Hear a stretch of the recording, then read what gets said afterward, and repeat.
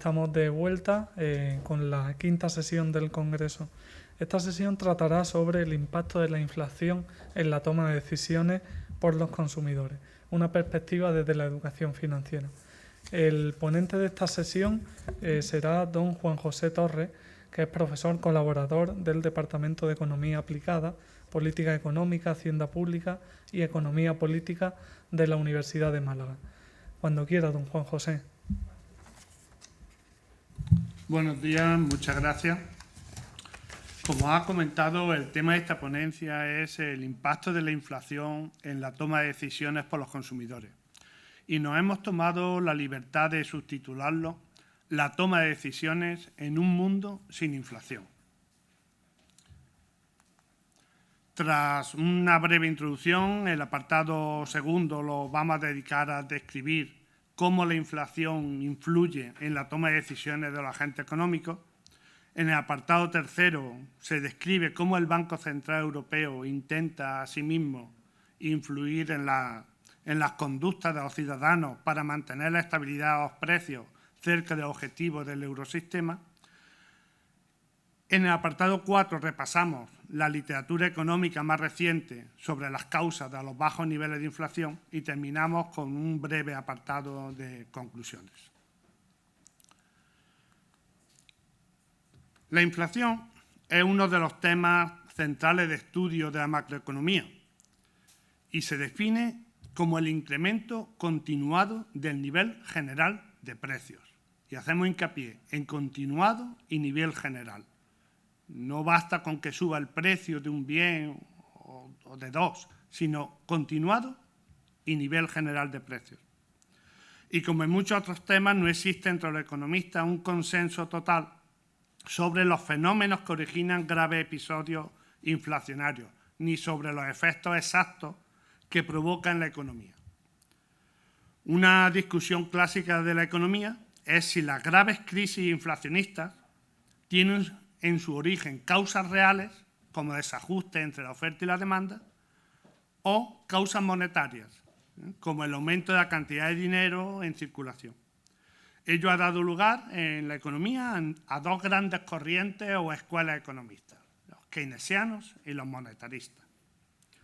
En lo que sí hay consenso entre los economistas es que la inflación impacta directamente en las conductas de los agentes económicos en todas sus facetas. Cualquier ciudadano debe tomar decisiones a lo largo de su vida desde diferentes papeles, tales como consumidor, ahorrador e inversor. Todas ellas, de una manera u otra, están influenciadas por las principales variables macroeconómicas y, en lo que nos preocupa aquí, por la inflación. En general, en la economía avanzada, el mantenimiento de estabilidad de precios es una función que corresponde a los bancos centrales, como responsables de la implementación de la política monetaria. El caso de la zona euro es un caso extremo, pues el Banco Central Europeo tiene como objetivo único el mantenimiento de la estabilidad de los precios. En la economía del mercado, los bancos centrales no pueden intervenir directamente en los precios, tampoco los estados, salvo en un reducido grupo de precios públicos como la electricidad, el agua, los medicamentos, la educación. Los bancos centrales tratan de influir en las decisiones de los diferentes agentes económicos para que el resultado conjunto de millones de decisiones que toman diariamente converja hacia la estabilidad de precios. Eso es lo que se conoce como política monetaria. El instrumento básico de la política monetaria es el tipo de interés oficial y su poder de influencia se basa en el hecho de que el Banco Central tiene el monopolio de la emisión del dinero de curso legal en su zona de influencia.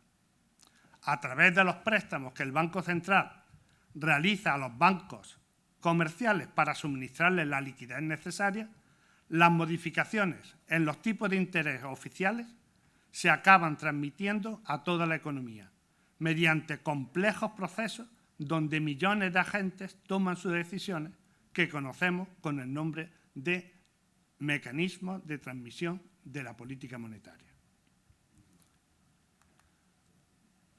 En el primer tercio del siglo XX se presentaron diversos episodios graves de inflación y deflación.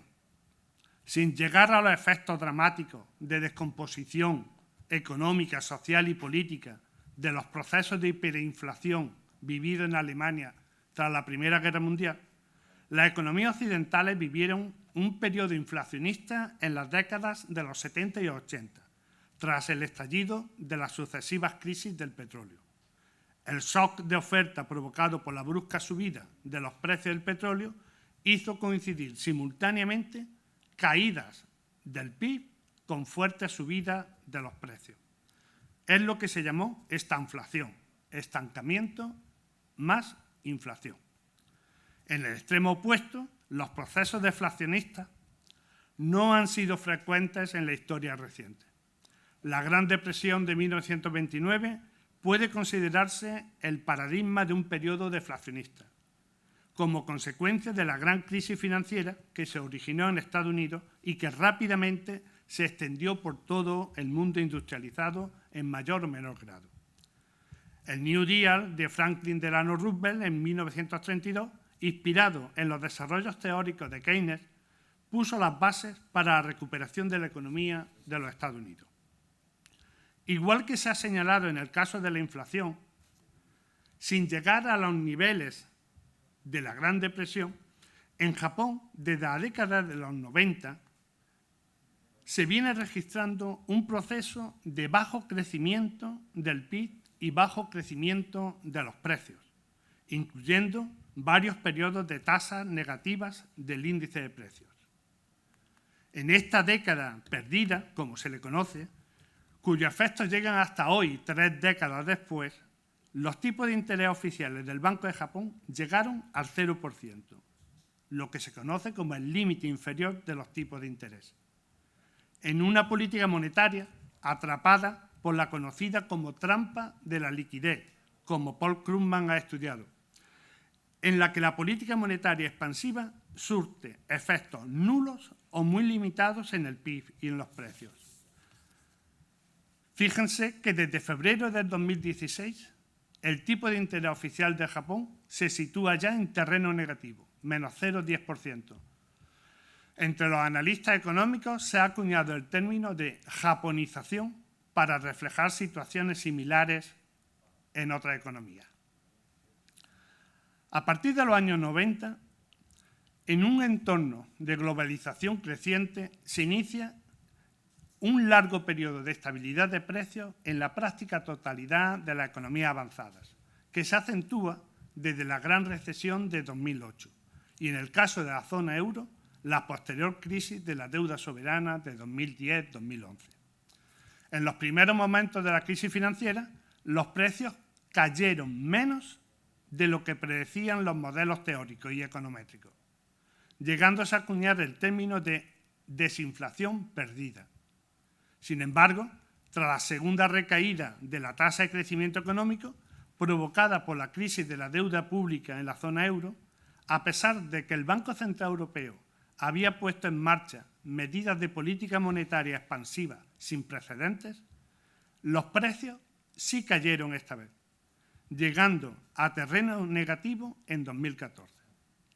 Las medidas de política monetaria no convencional puestas en marcha por el Banco Central Europeo lograron la reactivación de la economía, pero no consiguieron acercar el índice de precios a su objetivo del 2%, cayendo también por debajo de ese nivel las propias expectativas de inflación a medio y largo plazo. El término utilizado ahora para señalar esa anomalía fue de inflación perdida. Estas anomalías preocupan tanto a nivel teórico como a nivel práctico a los responsables de la política monetaria, debido a que podría estar reflejando un desanclaje de la expectativa de inflación a medio y largo plazo del objetivo de inflación de la política monetaria. La pérdida de credibilidad de la política monetaria acaba provocando la total ineficacia de la misma, al implantarse la idea de que un estancamiento estructural de la economía es inevitable. La gran crisis económica mundial que estalla con la pandemia del COVID-19 vuelve a poner sobre la mesa de estudio esta problemática, con una caída de la actividad económica sin precedentes desde la Segunda Guerra Mundial y la consiguiente bajada de precios. Se nos hace, por tanto, imprescindible conocer cómo se interrelaciona la evolución de la actividad económica y los precios en un mundo sin inflación y cómo puede conseguir la política monetaria su objetivo.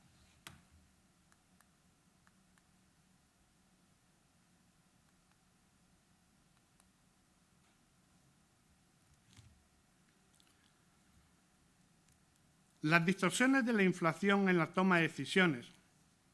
Ese es el segundo apartado. Los procesos inflacionistas no solo afectan a los agentes en su función de consumidores, sino que afectan globalmente a la toma de decisiones económicas en todas las facetas de la vida, como consumidores, ahorradores, inversores, acreedores, deudores, rentistas, trabajadores, jubilados, empresarios, propietarios, bancos, poderes públicos, autoridades monetarias, etcétera, etcétera. Desde el punto de vista de la toma de decisiones, más que los valores registrados por el índice de precio al consumo en cada momento, son las expectativas de inflación a medio y largo plazo las variables que realmente influyen en las decisiones que acaban tomando los individuos en su actividad diaria, ya que los resultados de sus decisiones tomadas hoy se materializarán en un futuro más o menos lejano. En este sentido, las autoridades monetarias no solo se preocupan por mantener el nivel general de precios dentro de los objetivos definidos, sino que procuran que las expectativas de inflación se anclen a los objetivos de inflación.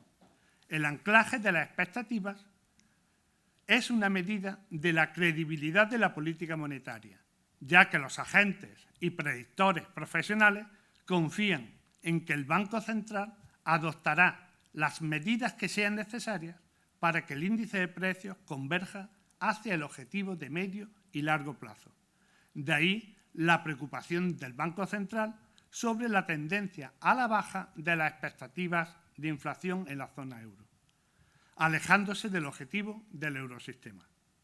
Precisamente lo que preocupa en este momento no es la inflación, sino la desinflación, los bajos niveles de inflación o, llegado el momento, la deflación, el miedo a la japonización de la economía europea. A nivel esquemático, se considera que la inflación genera al menos las siguientes disfuncionalidades en la economía. En primer lugar, el efecto más inmediato de la inflación se concreta en la erosión del poder de compra del dinero, la depreciación del dinero, por lo que los consumidores tendrán incentivos a adelantar sus planes de consumo, desplazando las decisiones de ahorro. En segundo lugar, la inflación impide distinguir las variaciones de los precios relativos de las fluctuaciones del nivel general de precios. Las variaciones de los precios relativos mandan señales informativas a los diferentes agentes económicos, tales como consumidores o inversores, empresarios y agentes públicos, sobre las tensiones en la oferta y la demanda del bien o servicio, reflejando la escasez relativa, de manera que el mercado pueda realizar una asignación eficiente de los recursos productivos de capital, tecnología y trabajo. En tercer lugar, la inflación se incorpora al tipo de interés nominal de los activos a largo plazo, mediante lo que se denomina la prima de riesgo de la inflación, incrementando el coste del endeudamiento y, por tanto, de la inversión y del consumo en bienes duraderos, reduciéndose por esta vía la propensión a invertir de las empresas, con las consecuencias que ello tiene para el crecimiento económico. La inflación, en cuarto lugar, incentiva la inversión en activos que, a priori, se consideran a salvo de la devaluación, como los inmuebles u otros bienes reales, como la tierra de uso agrícola, los terrenos urbanizables o metales preciosos como el oro, desincentivando la inversión en activos financieros cuyo valor real a medio y largo plazo se ve directamente afectado por la depreciación provocada por la inflación, como la deuda pública o los bonos corporativos emitidos por grandes empresas para financiar sus proyectos de inversión. En quinto lugar, la inflación provoca efectos perversos en los sistemas tributarios y de seguridad social, ya que penalizan los incrementos salariales nominales procedentes de revisiones anuales referenciadas al índice de precios, que en la práctica no suponen incrementos de los salarios reales ni del poder de compra, pero los tramos tanto del impuesto sobre la renta como de la base de cotización a la seguridad social no se deflactan con la misma periodicidad ni rapidez. Se produce, por tanto, un aumento de la presión fiscal como consecuencia de la inflación. La inflación desincentiva el uso del efectivo como medio de pago, ya que es esta forma de dinero la que más sufre la depreciación como consecuencia del incremento generalizado de los precios. La existencia de los denominados costes de transacción, como son las comisiones por retirada de efectivo de cajero automático o las comisiones de emisiones de tarjeta de crédito o débito, hace que no sea neutral el uso de un medio de pago u otro para los consumidores. La inflación, en séptimo lugar, provoca efectos redistributivos de la renta y la riqueza, como por ejemplo entre los deudores, que ven aliviada su carga financiera, y los acreedores, que ven cómo el valor de su préstamo se devalúa. Especialmente, la inflación perjudica a aquellas capas sociales más débiles, que no pueden actualizar sus ingresos al mismo ritmo que la inflación, especialmente los pensionistas, asalariados, autónomos y pequeños y medianos empresarios precios aceptantes, sin poder de negociación de precios, en beneficio de propietarios de bienes reales y empresarios con capacidad para la fijación de precios. En octavo lugar, la inflación provoca distorsiones en la valoración de los activos reales y financieros, lo que genera desconfianza en la solidez de los balances de la empresa, especialmente de las entidades financieras. Los propios métodos de valoración contables no son neutrales ante la inflación. El principio de precio de coste y el método FIFO, el First Input, First Output, que son los generalmente exigidos por la normativa contable y fiscal, infravalora el activo y sobrevalora el beneficio por el solo hecho de la inflación. El NIFO, Next Input, First Output, o criterio del precio de reposición, fue propuesto para proteger los balances de la empresa de inflación ya en los años 80. Por último, en noveno lugar, la inflación influye directamente en las decisiones sobre asignación de activos, en la construcción de carteras óptimas de inversión, redirigiendo las preferencias del inversor hacia activos que puedan revalorizar con la inflación, como la renta variable, las materias primas o el oro, frente a activos que se devaluarían, como los activos monetarios o la renta fija en general. El anterior ponente, Miguel Paz, escribía hace una semana un artículo sobre esta cuestión. Por su parte, la deflación es considerada como un signo de la debilidad de la economía. No deja que las empresas ajusten sus costes con incremento de precios. Aunque ciertos costes también se reducen, estos efectos nunca son simétricos, ya que, entre otros, los salarios no suelen actualizarse a la baja en caso de IPC negativos, y hay determinados costes fijos de la empresa que no pueden repercutirse a precios en un contexto deflacionista. Al igual que ocurre con la inflación, la deflación afecta por desigual a los distintos grupos sociales y sectores productivos e introduce graves distorsiones en la economía. El tipo de interés cero, por ejemplo, o negativo, no deja de ser un impuesto al ahorro y una prima a los deudores frente a los acreedores.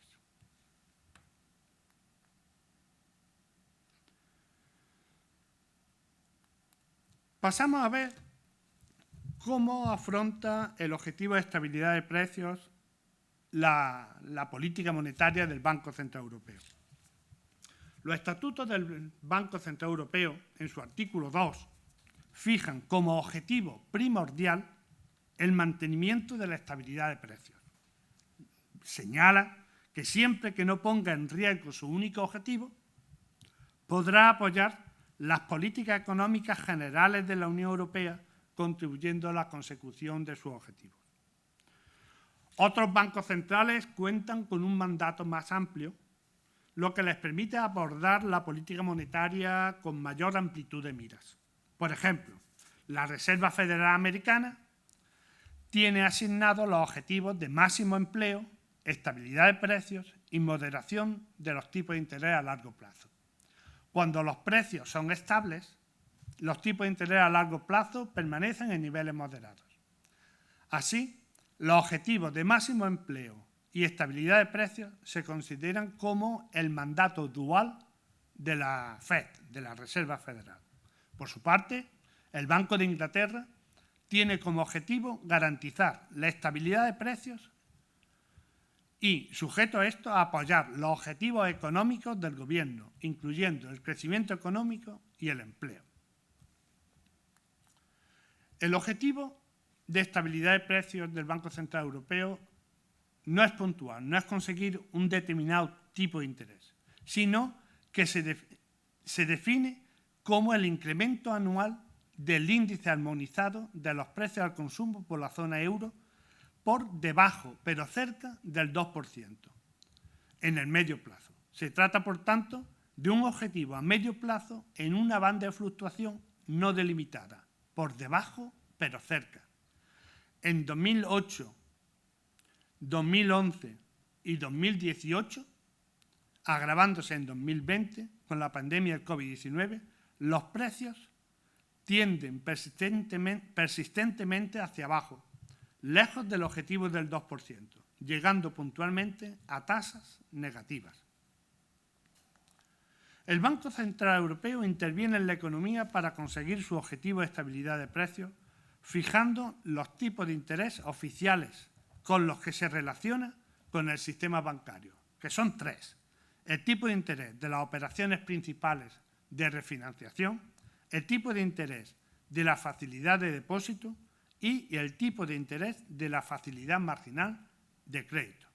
O sea, son los tipos de interés con los que presta dinero a los bancos y el tipo de interés con los que remunera los depósitos que los bancos hacen en el propio Banco Central Europeo.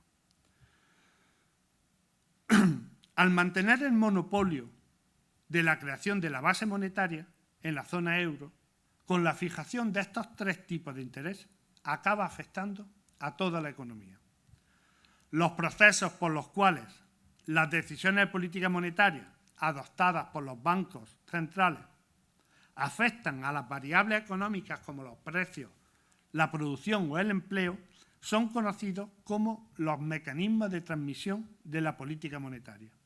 Se considera que existen varias vías o canales a través de los cuales se transmiten los impulsos monetarios a la economía real, afectando a los diferentes niveles de los tipos de interés, los tipos de cambio, la cotización de las acciones, los precios a bienes inmuebles, los préstamos bancarios y los balances de la empresa. El modelo simplificado del Banco Central Europeo muestra cómo se espera que funcionen los mecanismos de transmisión de la política monetaria, así como relacionar una serie de variables exógenas no controlables por el Banco Central Europeo y que impactan directamente en el funcionamiento de la economía. Fundamentalmente, a través de dos canales, el de los tipos de interés a corto plazo en los mercados monetarios y el de las expectativas generadas en los consumidores, ahorradores y empresarios, las medidas de la política monetaria del Banco Central Europeo afectan a las diferentes decisiones de carácter económico que estos toman y, por tanto, a las condiciones de financiación y los tipos de interés de los préstamos, a los precios de las acciones y otros activos financieros e inmobiliarios, los tipos de interés de los productos bancarios e incluso a los tipos de cambio de las divisas internacionales. Todos estos cambios se producen en primera instancia en los diferentes mercados financieros, pero acaban por afectar a la fijación de precios en el cruce de oferta y demanda en los mercados de bienes y servicios y también a la fijación de los salarios y al nivel de empleo en el mercado laboral. Conjuntamente, mercado laboral y mercado de bienes y servicios acaban determinando los precios de los mercados internos. Por otro lado, los precios de las importaciones, tanto de productos finales como de bienes intermedios que se incorporan a las cadenas de producción nacionales, se fijan en los mercados internacionales, por lo que la capacidad de influencia en dichos precios depende de la cuota aportada a la demanda agregada global de ese bien o producto. Hay evidencias de que las medidas políticas monetarias del Banco Central Europeo ejercen una influencia significativa en los precios internacionales de las materias primas, aunque no en el precio del petróleo. En el escenario complejo que se plantea con la gran recesión de 2008, el Banco Central Europeo, en colaboración con los principales bancos centrales del mundo, adoptó una serie de medidas para garantizar la liquidez y la estabilidad financiera, además de una medida convencional como la bajada de los tipos de interés oficiales hasta alcanzar mínimos cercanos a cero. Dada la gravedad de la situación en la que el mercado interbancario en la práctica había dejado de funcionar, puso a disposición de las entidades financieras de la zona euro un conjunto de medidas de política monetaria de carácter extraordinario, abriendo líneas de liquidez sin límite a tipo fijo para entidades bancarias europeas a plazos inusualmente largos de 3 años. La conocida como crisis de la deuda soberana en la zona euro supone un segundo reto para la economía europea cuando todavía no habían salido totalmente del primero.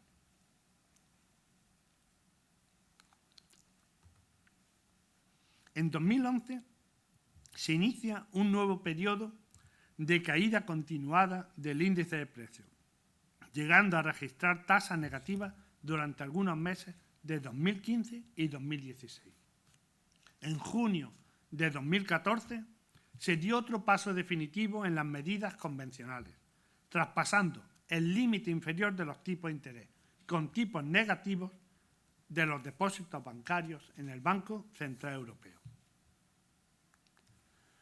Además, se inicia en las medidas no convencionales, poniendo en marcha el programa de compra de activos, primero con 3 subprogramas de deuda privada y en 2015 con un ambicioso plan de compra en los mercados secundarios de deuda pública de los Estados miembros de la Unión Monetaria.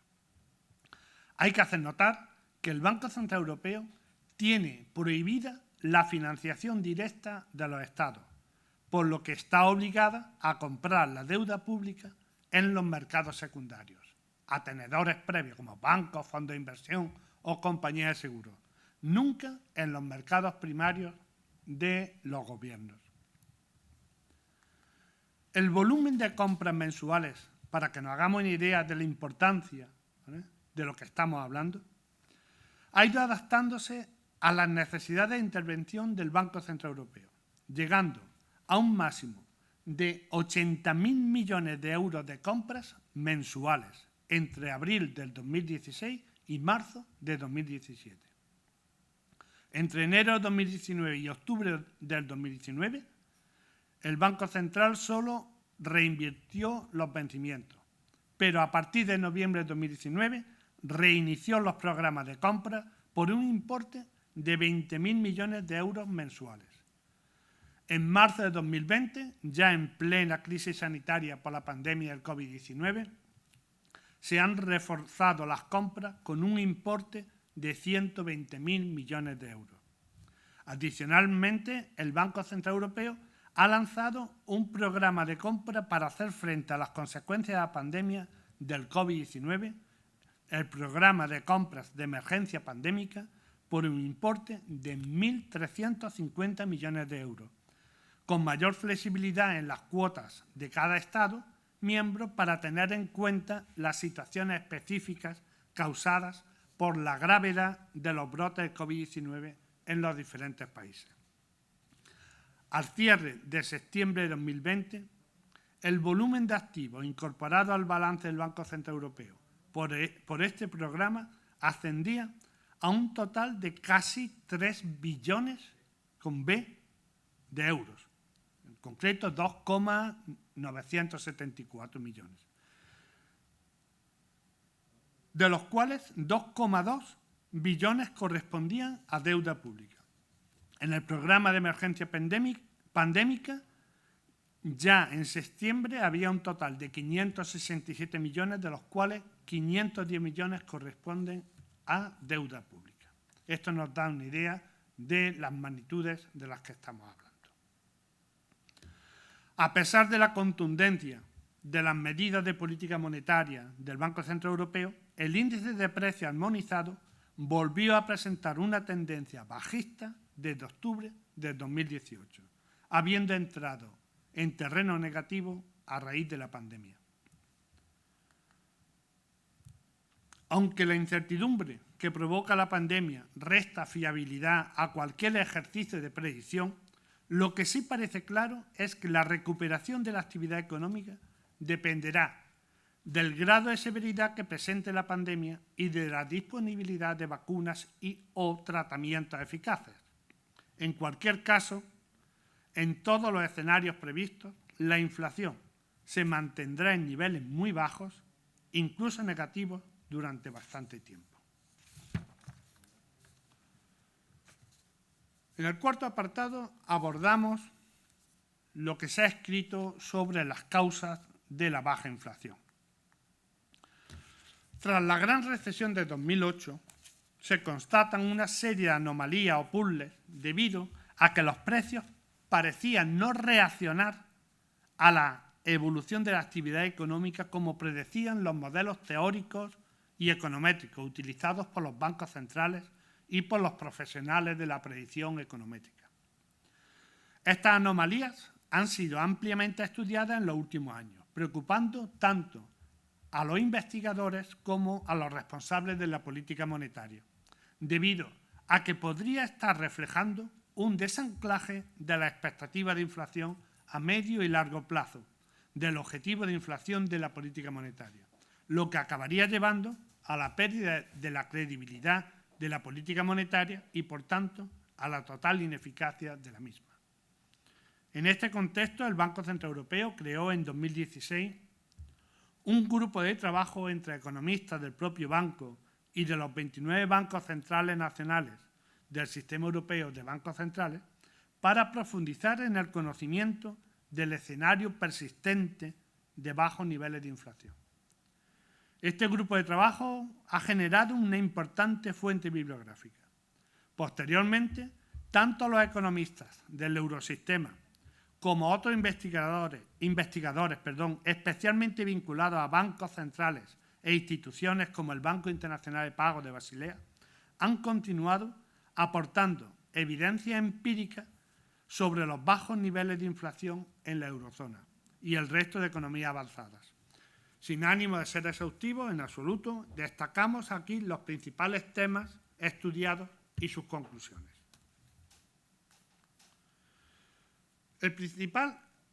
Uno de los principales, si no el principal tema estudiado, son los problemas metodológicos y de medición de la curva de Phillips. La curva de Phillips es el modelo empírico que relaciona el nivel de actividad económica de un país con la evolución de la inflación doméstica. Aunque originalmente Phillips en 1958 vinculaba el desempleo con la variación de los salarios, las versiones posteriores más generalizadas relacionan la variación del desempleo o de la capacidad productiva no utilizada de la economía con la tasa de inflación. Algunos autores han puesto en duda que en el nuevo contexto económico internacional esa relación siga siendo estadísticamente significativa. Otros, sin embargo, han propuesto nuevas metodologías de estimación con nuevas formas funcionales, nuevas variables y nuevas formas de medir esas variables que aportan significación estadística a las nuevas curvas de Fields. Destacamos el trabajo de Gross y Semmier en 2017 que muestran evidencias de la convexidad de la curva de Fields, por lo que el coeficiente de la misma recurrentemente crece durante las expansiones y decrece durante las recesiones, lo que explica que la utilización de modelos lineales, como los que se han utilizado tradicionalmente, tienda a infrapredecir la inflación en las recesiones y a sobrepredecirla en las expansiones, así como en los bancos centrales a sobreestimar los efectos inflacionistas de la política monetaria expansiva durante las recesiones y a sobreestimar los efectos deflacionistas de la política contractiva en tiempos de expansión. Esto podría explicar el por qué los modelos econométricos que usaban los bancos centrales a partir del 2008 no reflejaban la realidad que se estaba produciendo.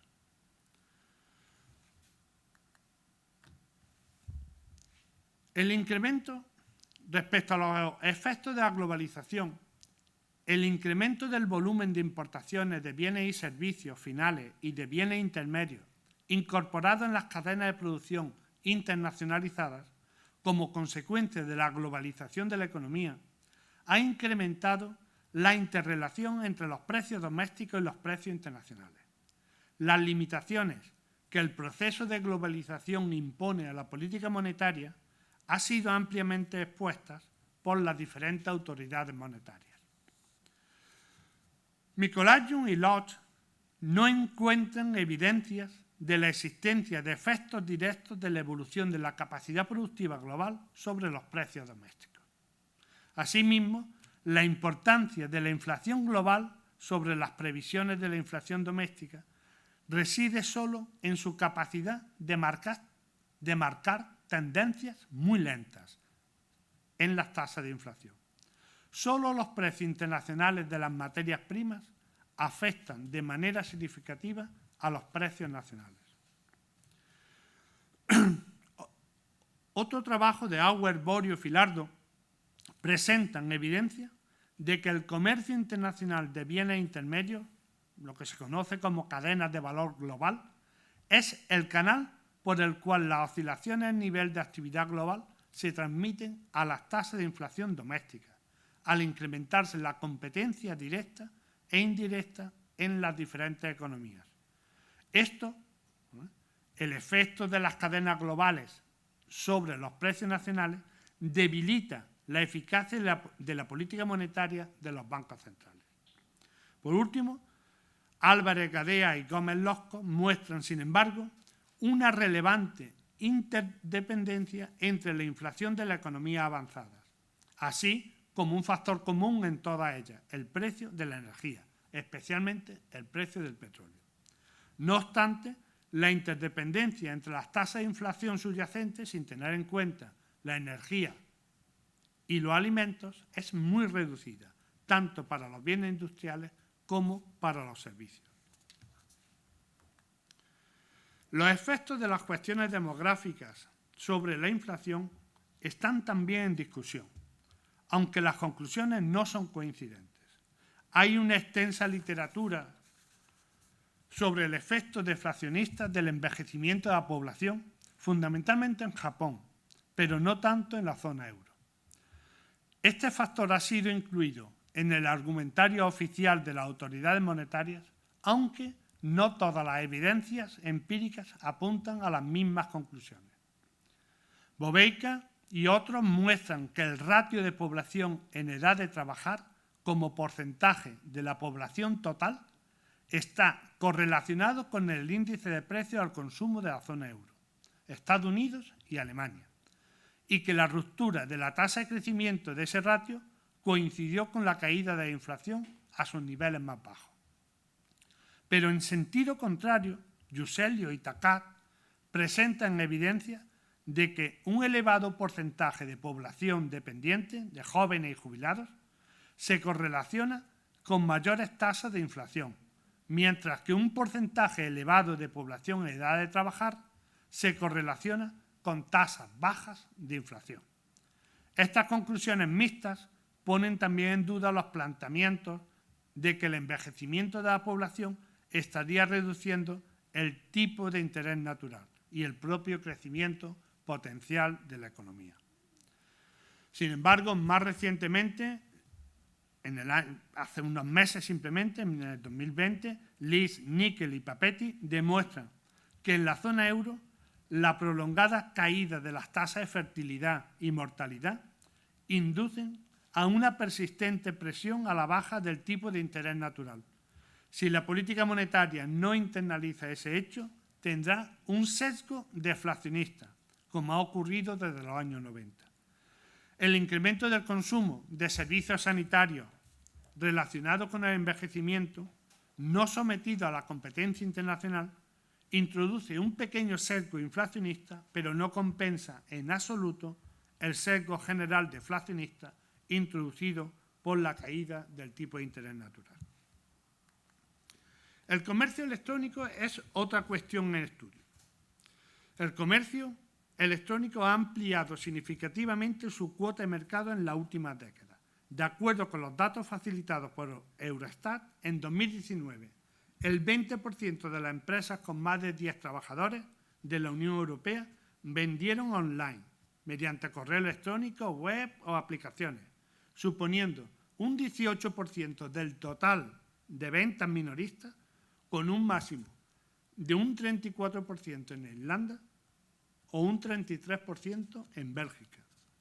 Ya en 2014, el 65% de los consumidores había buscado información online para comprar y el 45% había comprado online. Estas cifras se han incrementado significativamente con la pandemia del COVID-19. De acuerdo con Ciccarelli y Osbach, el comercio electrónico podría afectar a la tendencia a la baja de los precios por dos vías: por el ahorro de costes de productores y comercios y por la transparencia que introduce en la comparación de los precios. Pero no obstante lo anterior, los estudios sobre la materia sugieren que los efectos del comercio electrónico explican una muy pequeña parte de la tendencia bajista de los precios. Otra de las líneas de estudio es la posible influencia de los cambios estructurales habidos en el mercado de trabajo en la relación entre el nivel de actividad y la inflación. Así se plantean cuestiones como la flexibilización del mercado de trabajo, las nuevas formas de empleo caracterizadas por condiciones laborales precarias y bajos salarios, así como la pérdida de influencia de las organizaciones sindicales y la negociación colectiva.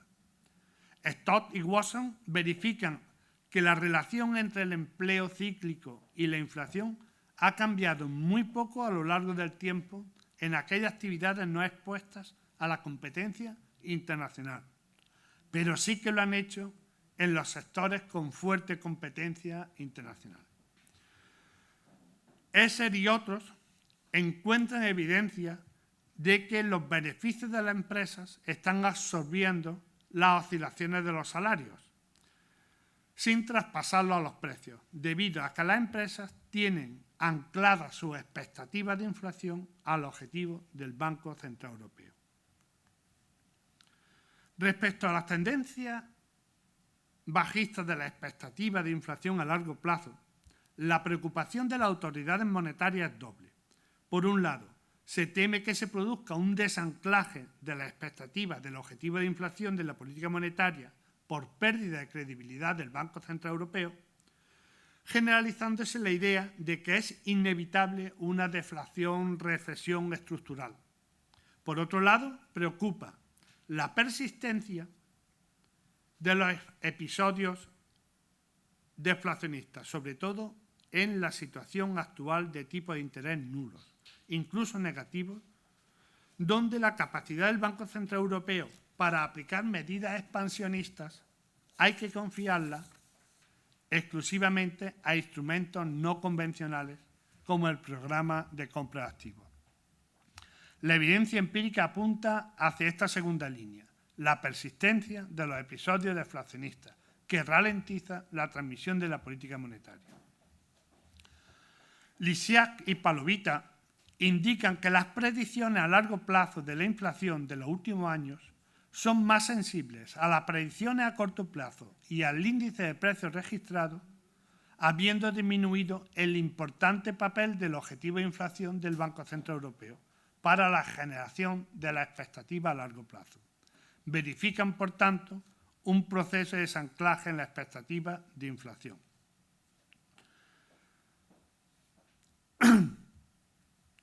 En la misma dirección apunta Bussetti y otros, que consideran que el prolongado periodo de moderación de los precios podría estar produciendo un desanclaje de la expectativa de inflación de los objetivos del Banco Central, por lo que la política monetaria podría perder su efectividad si los precios se mantienen durante mucho tiempo alejados del 2%.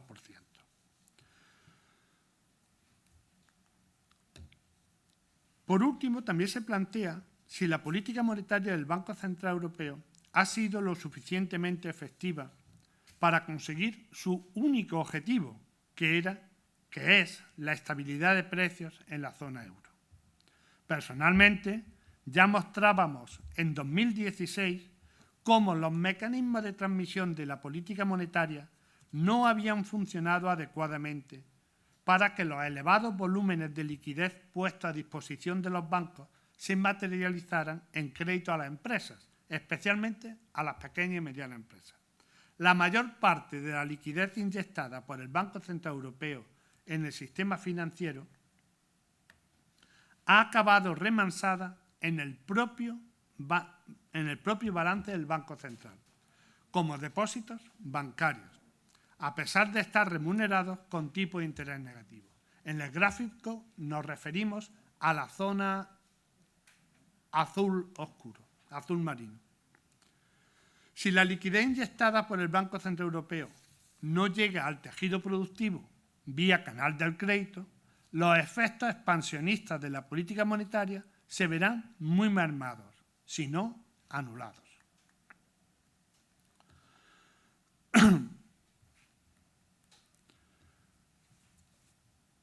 Continer y Nobili consideran que el límite inferior de los tipos de interés tras la gran recesión ha hecho que en la práctica la política monetaria, aunque tuviera tipo cero, haya tenido un sesgo restrictivo, influyendo negativamente en los precios, especialmente en aquellos países periféricos que sufrieron con mayor virulencia la crisis de la deuda soberana.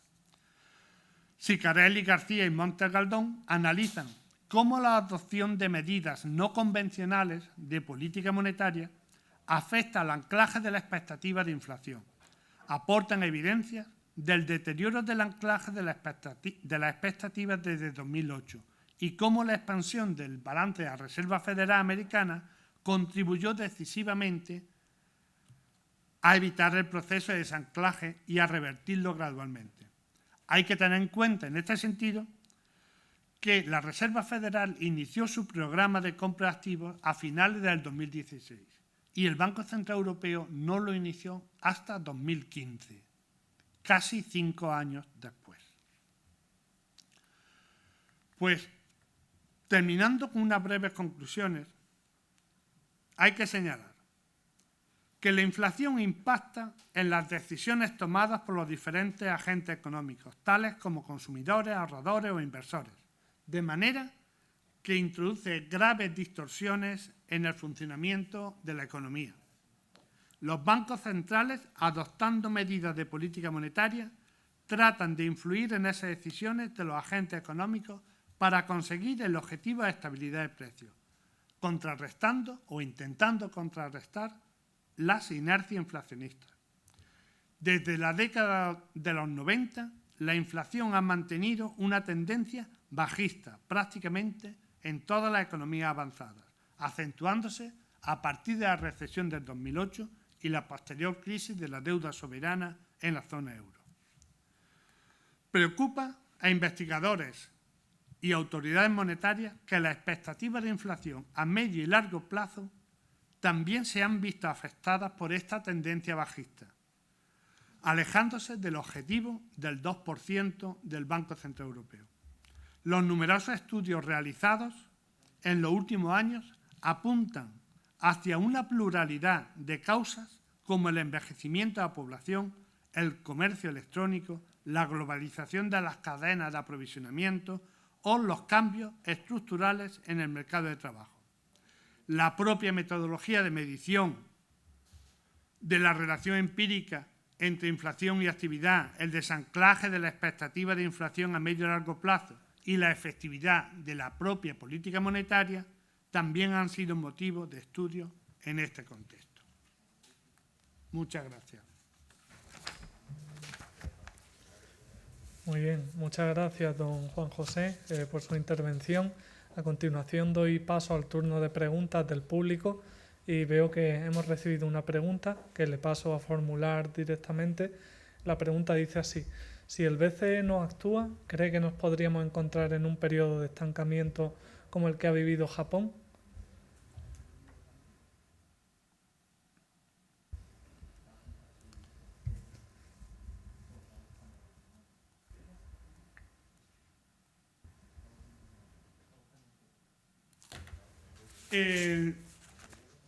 Quería mostrar ese gráfico. El Banco Central Europeo tardó 5 años en aplicar medidas no convencionales de compra de activos, aunque después vimos que el tamaño de las compras fueron muy importantes. Ya hemos dicho, hasta 80.000 millones de compras mensuales. Pero, sin embargo, a la crisis de la pandemia, como vemos en el gráfico en el 2020, las compras han sido muy reducidas. No ha habido una actuación contundente. La posibilidad de que la política monetaria se convierta ineficaz es donde coinciden muchos autores. Podríamos, sin ningún problema, entrar en una situación de japonización de la economía europea con bajo crecimiento, baja inflación, ¿vale? Y tipo de interés cero o negativo. Muy bien. No hay más preguntas. Damos por concluida esta ponencia, agradeciéndole nuevamente al ponente su intervención.